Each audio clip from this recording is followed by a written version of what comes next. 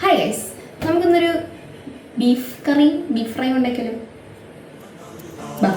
1 kilo ബീഫാണ് ഞാൻ എടുക്കുന്നത് കേട്ടോ. ഫ്രീസ് ചെയ്ത് വെച്ചുകൊണ്ട് ഇത് ഞാനൊരു കുറച്ച് നേരം വെള്ളത്തിൽ ഇട്ട് വെക്കുന്നുണ്ട്. ബീഫ് അവിടെ കുതിർന്ന് വരുന്ന സമയം കൊണ്ട് നമുക്ക് വെളുത്തുള്ളി, സവോള, മുളക്, കറിവേപ്പില അത് നമുക്ക് നല്ലപോലെ നൈസായിട്ട് അരിഞ്ഞെടുക്കണം. ഞാൻ മുളക് പ്രിഫർ ചെയ്യാൻ ചതയ്ക്കുക എന്നുള്ളതായിരിക്കും കുറച്ചുകൂടെ നല്ല ടേസ്റ്റ് കിട്ടാൻ വേണ്ടിയിട്ട്.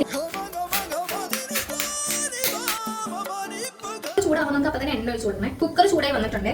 ഇതെല്ലാം കല്ലിൽ തന്നെ അരച്ചെടുക്കാൻ വേണ്ടിയിട്ട് മാക്സിമം ശ്രദ്ധിക്കാം.